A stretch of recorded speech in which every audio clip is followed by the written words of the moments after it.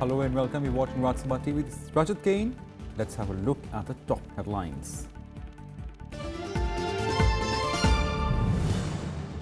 US launches missile strike against Syria. First direct assault on Assad government after chemical attack that killed dozens.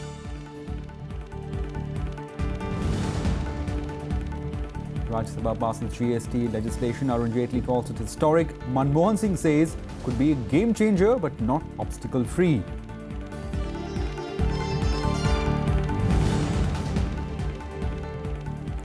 Bangladesh Prime Minister Sheikh Hasina to arrive on a 4-day visit. Teesta water sharing to top agenda during talks with Prime Minister Modi.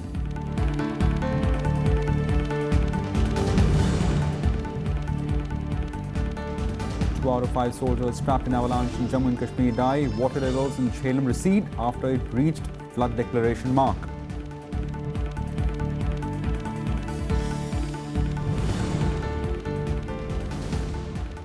And Ajay Jayaram in quarterfinals of Malaysia Open after beating Denmark's Victor Axelsen will take So Wan Ho of South Korea.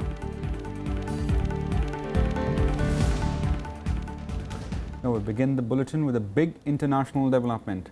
The United States has fired a barrage of cruise missiles into Syria in retaliation for this week's gruesome chemical weapon attack against civilians.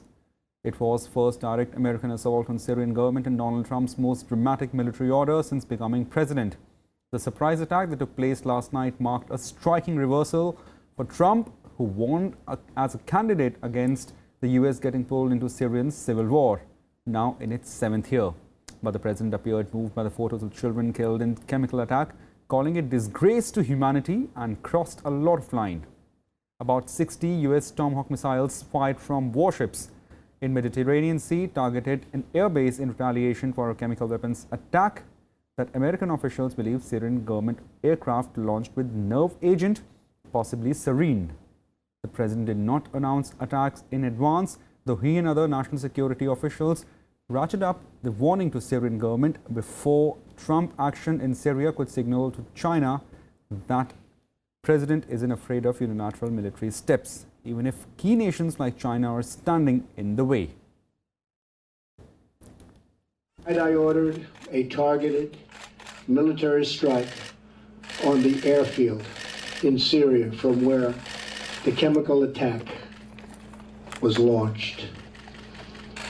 It is in this vital national security interest of the United States to prevent and deter the spread and use of deadly chemical weapons. There can be no dispute that Syria used banned chemical weapons. I call on all civilized nations to join us in seeking to end the slaughter and bloodshed in Syria, and also to end terrorism of all kinds and all types. The Rajya Sabha on Thursday passed 4 bills related to the GST rollout. The bills include Central Goods and Service Tax Bill 2017, the Integrated Goods and Service Tax Bill 2017 and the Goods and Service Tax Bill 2017 and the Union Territory Goods and Service Tax Bill 2017. Summing up the journey of the GST legislation, Union Finance Minister Arun Jaitley said there was no hesitation in conceding that it's not a bill for which one person or one government should take credit. The Rajya Sabha on Thursday passed 4 supplementary legislations that will enable the government to roll out the landmark Goods and Services Tax Bill on July 1st. Finance Minister Arun Jaitley has called the legislation a historic step towards tax reform. He said in the spirit of federalism, the GST Council has given equal tax authority to the states. This bill, I have no hesitation in conceding that it's not a bill for which one government or one person or any individual should take a credit. It's a collective property in which states, political parties, central governments, successive governments have all contributed to it. The Finance Minister said that the GST Council with all the 29 states and 2 union territories has currently excluded areas like petroleum, alcohol and real estate from GST. He also said agricultural tax will remain out of its purview. On alcohol, the states were not in agreement. On real estate, and therefore while the GST experiment succeeds, hopefully one day petroleum will come into it. Once the states decide for which you may have to change the constitution, you will then decide about alcohol. About real estate. About real estate, the states had decided that they didn't want to bring it in. The opposition raised the issue of trying to bypass the Rajya Sabha by bringing the legislation as a money bill. The MPs expressed concern over fears of tax inspector Raj. They also expressed doubts that it could increase inflation. अगर offence करते हैं तो punishable होना चाहिए, लेकिन अगर नया एक प्रोविजन आ रहा है जो इतने वर्षों पहली बार आ रहा है जिसको समझने में समय लगेगा, तो ऐसा ना हो कि ये छोटे-छोटे व्यापारी वो इसमें उलझ करके और अरेस्ट भी हो जाएं और डिटेन्ड भी हो जाएं और कंपाउंडिंग भी जब हो सकती है. There is certainly going to be at least a 2.5% increase in taxes across the board in the country, which will also have to be handled very carefully, because these pressures should also not lead to loss of demand or consumption, and that would ultimately affect economic activity in the country. That when you bring the GST bill, do not bring it as a money bill. Bring it as a bill whereby we can also, the Council of States, because it concerns the federal structure of our constitution, the Council of States will also have its say, and its wisdom will also be taken into account by the government before it brings in any sort of legislations. मतलब है कि जो unregistered dealers हैं, जिनकी 20 लाख से नीचे आमदनी है, जो रजिस्टर नहीं करते, उनसे कोई खरीदेगा ही नहीं, क्योंकि वो परचेस टैक्स क्यों दे? वो तो उन लोगों से खरीदेगा जिसका जो इनपुट क्रेडिट उसको मिल सके तो आगे वो बेच दे, तो वो परचेस टैक्स क्यों देगा? So this legislation is against the MSME sector also. Commissioner or any officer authorized by him may undertake audit of any registered person. So Commissioner will have the power of audit, even special audit, clause 66. What about the CAG, Comptroller and Auditor General, which is a constitutional body? How are you going to allow that government to continue with those welfare schemes, social security schemes for the people? If you move towards this common tax system, then the other question is Finance Commission. What is Finance Commission is going to do? Many of the amendments on these 4 bills of union, state, union territory and integrated GST were withdrawn, while the amendments submitted by TMC could not be passed. The Lok Sabha passed these bills on March 29th. The government wants to implement GST from July 1st. After it is implemented, GST will replace all taxes such as excise, VAT, sell tax and service tax. 4 rates in the GST system have been fixed at 5, 12, 18 and 28%. The next meeting of the GST Council on 18th and 19th May is expected to decide the rates for various goods and services. Panchanan Mishra's report for Rajya Sabha TV. From Prime Minister Dr. Manmohan Singh said the bill could be a game changer but did not rule out obstacles in the way. Sitaram Yechuri said general public will be affected by the price rise post implementation of the GST. Let's listen to some of the political reactions. 29 राज्य, 2 union territories और 1 केंद्र, 32 अलग-अलग legislative entities वो सर्वसम्मति से एक कानून बनाती हैं और फिर संसद भी उसको सर्वसम्मति से राज्यसभा पारित करती है कि इस देश में जीएसटी को लेकर एक बहुत बड़ा कंसेंसस है और इन 4 कानूनों को पारित होने के बाद अब तो ये निश्चित ही है कि जीएसटी योजना के अनुसार लागू होगा. Do you feel a little bit disappointed you didn't get it in your terms, sir, now that it has been passed? Well, I think that bygones be bygones.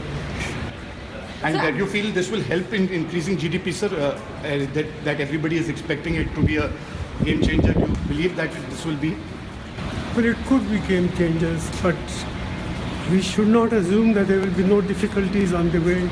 There must be a constructive spirit, cooperation between the federal government and the state government to resolve those outstanding issues. You see, left parties have moved amendments and we pressed for the vote on the amendments and we voted. So we had not allowed the GST a free run, the bill. As far as the GST's impact would be, immediately I think there will be an impact on the common man through a rise in prices. हम लोग एक amendment दिया और उस amendment को हम लोग वो अमेंडमेंट का जो मेन रीजन था। एक नंबर जीएसटी हम लोग को चाहिए और दूसरा पार्लियामेंट का सुप्रीमेसी भी 100% चाहिए। ये दो चीज हुआ, अच्छा हुआ, पास हुआ bill. The Lok Sabha on Thursday passed Taxation Laws Amendment Bill 2017. The bill was passed later by the lower house by a voice vote. Replying to the debate, Minister of State for Finance Santosh Gangwar said the amendments were necessitated due to subsuming of various excise duties in the GST law. The government will roll out new indirect tax regime from the 1st of July. Initiating discussion, Shashi Tharoor of Congress Party raised some issues related to the bill and sought clarifications from the minister. The bill will ensure continuance of levy of excise on petroleum products and abolition of cess on some other items following the GST rollout. GST लागू होने के पश्चात central excise duty सिर्फ कुछ वस्तुओं पर ही लगेगी। 5 petroleum products और तंबाकू के मिले हुए प्रोडक्ट। तो इसमें जो परिवर्तन अमेंडमेंट किए जा रहे हैं, एक्साइज एक्ट, कस्टम एक्ट, और ये वास्तव में जीएसटी को एक सही ढंग से क्रियान्वित करने के लिए आवश्यक था। I urge the government to honor the House by giving people enough notice to prepare such discussions. But having said that, Mr. Chairman, we broadly speaking have a bill that we can all agree with because we are trying, all of us, to make the existing regimes GST compliant. Many states are suffering, including my state, Kerala also, Tamil Nadu also, Andhra Pradesh also, even Punjab and Maharashtra also suffering. If we are speaking about the cooperative federalism, the government of India should take into confidence all the respective states. Our party and our nation and this parliament took a great leap of faith in our government, and we hope that this will really leapfrog our country into a new era of tax compliant India. GST bill आया और सब लोगों ने अपनी राय रखने के बाद उस बिल को पास करने का काम इसी सदन में किया। इसीलिए कि यह कहा गया था कि एक राष्ट्र और एक टैक्स, एक कर। आज भी हमारा यही मांग है कि बिहार ऐसे पिछड़े राज्यों को सुविधाओं में कोई कमियां नहीं आनी चाहिए। The Lok Sabha discussed Constitution Amendment Bill to set up National Commission for Backward Classes. Social Justice and Empowerment Minister Tawarchand Gehlot introduced the Constitution 123rd Amendment Bill in the House. He said bills seek to create a new commission with constitutional powers for the other backward classes. It will be on the lines of the similar bodies for the scheduled caste and scheduled tribes. Meanwhile, Congress leader Mallikarjun Kharge said to bring about a consensus on the bill, it should be referred to the standing committee. BJD leader Brahaturi Mehtab spoke about encroachment of the rights of the states. The proposed commission will have a chairperson, vice chairperson and 3 other members. It will hear grievances of socially and educationally backward classes, a function discharged so far by the National Commission for Scheduled Castes. ये जो हम नया आयोग संवैधानिक दर्जे के साथ बना रहे हैं, उसके कारण जो अंतर आएगा वो ये आएगा कि संविधान में संशोधन से संसद, राष्ट्रपति जी इसका गठन करेंगे। एक ही अधिकार था पहले वाले आयोग को कि ओबीसी में किसी जाति को मिलाना या हटाना। अब इस अधिकार के साथ साथ एससी एसटी आयोग के बराबर सभी अधिकार होंगे। It is better it should be referred to standing committee because every bill we are says sending standing committee, and a standing committee is there to look after all these defects and whatever the minor defects are there that will be ratified. It was announced in the House. The backward classes, sir. I was in the parliamentary committee of the welfare of the other backward classes during the time of the 15 Lok Sabha. For the whole 5 years I was, and many of my friends there in the treasury benches, and many of our friends here also. One very senior leader, Hukum Narayan Yadav ji udhar hai, and he also fought for the constitutional status of the other backward classes. The Income Tax Department conducted searches at over 50 locations as part of crackdown against tax evasion. The amount to the tune of over 100 crore rupees was recovered. This was the first time major action after black money disclosure window of Pradhan Mantri Garib Kalyan Yojana ended recently. Officials said the first set of raids are being conducted against an Ahmedabad-based real estate and infrastructure player. A similar search has also been conducted in at least 19 locations in and around Pune against a corporate group. On the other hand, the Enforcement Directorate also conducted nationwide searches against several bureaucrats, including an IS officer, in connection with its separate money laundering case against him. A total of 20 officers and 18 premises in 10 states were covered. Time for a very short break. More news on the other side.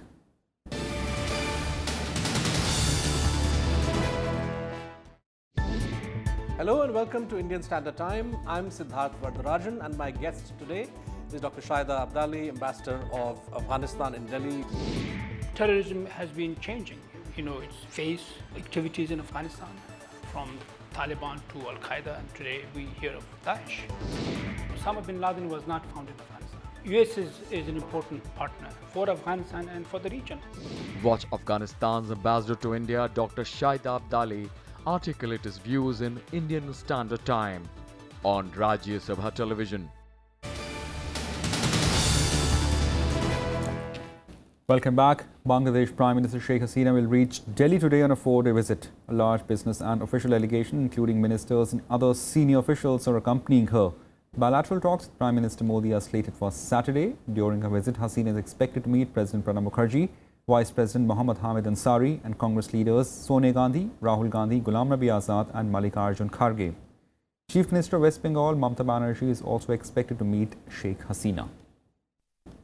Expectations are riding high on the visit of Bangladesh Prime Minister Sheikh Hasina. The Teesta water sharing issue will be the most important issue in both her one-to-one meeting with Prime Minister Modi as well as delegation level talks that follow. At the working level, both the government of India and the government of Bangladesh have been working very hard on the implementation of decisions taken during Prime Minister Modi's visit to Dhaka in June 2015. We expect that during this visit, we will be able to take stock of this progress that has been made on implementation. Both India and Bangladesh are enjoying probably the best phase in their relationship in terms of mutual understanding and cooperation. More than a dozen agreements in areas of economy and trade, energy and security and defense are expected to be signed during Hasina's visit. Increased connectivity and people-to-people contacts will be the major thrust behind the talks of both countries. To sign over 20 agreements.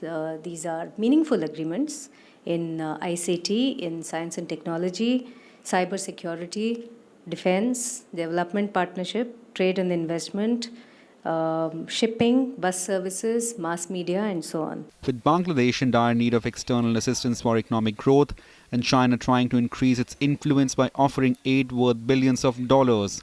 While India has clearly conveyed that it can't match China with such heavy loans, it can compensate with connectivity and mutual understanding. It'll be interesting to see how things will pan out at the summit and how far both countries move on Teesta and on other issues of relevance.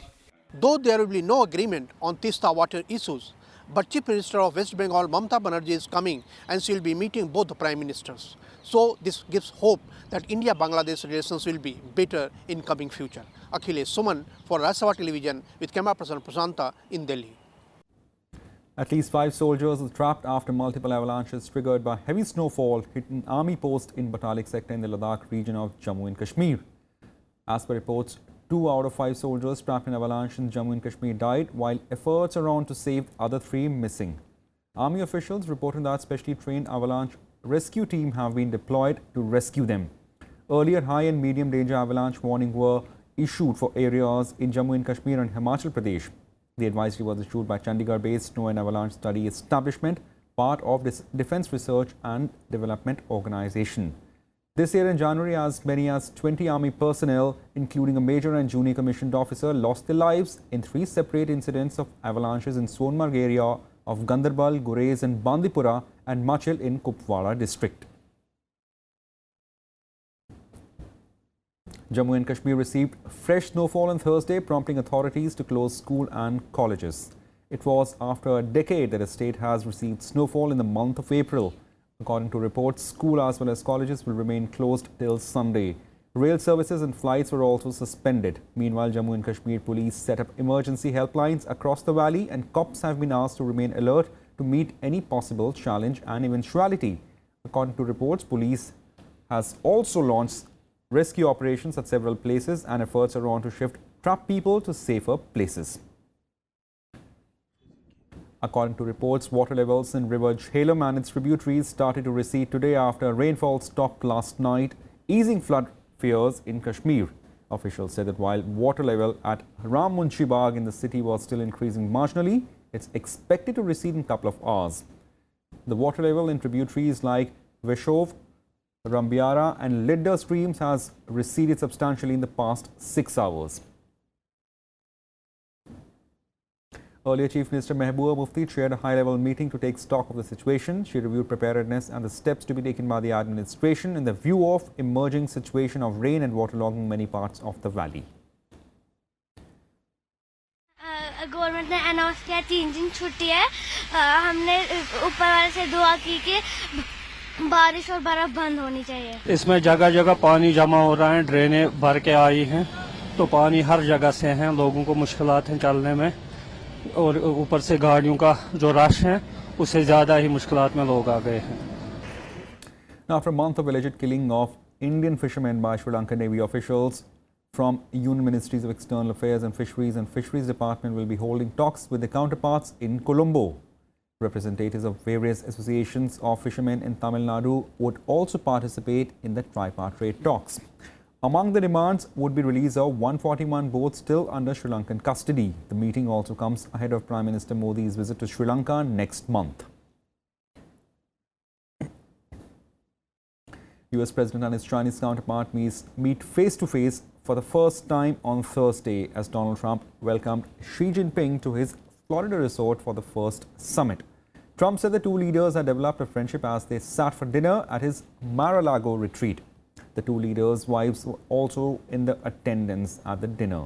The agenda for the 24-hour summit that begins today has been left open.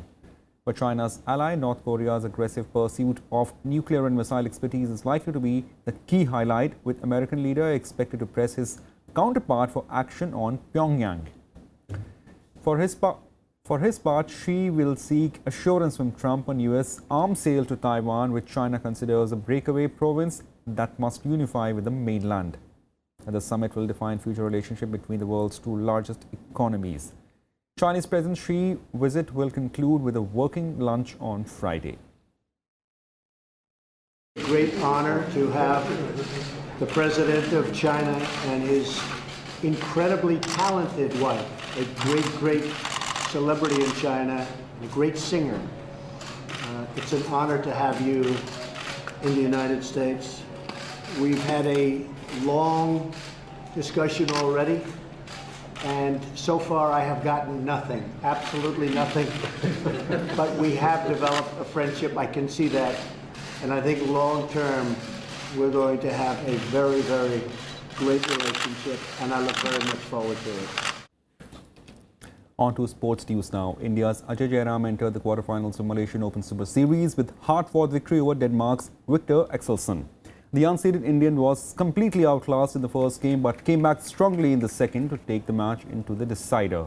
The final game went on to the wire with both players going neck-to-neck at 18-18. Jayaram then won 2 quick points before eventually prevailing over the fourth seed 9-21, 21-14, 21-19. He will next face 5th seed Son Wah-Hoo of South Korea for the place in semi-final. India will take on Uzbekistan in Asia Oceania Davis Cup tie in Bengaluru today. Ramkumar Ramanathan will spearhead India's single challenge in place of injured Yuki Bhamri. Ramanathan will face Temur Ismailov in first singles rubber, while Prajnesh Guneswaran, who replaced injured Bhamri, will take on Faizeev in second single rubber. Rohan Bopanna and Sriram Balaji will feature in the doubles tie in the second day. Veteran Leander Pace was dropped from the team on Thursday by India's non-playing captain Mahesh Bhupati.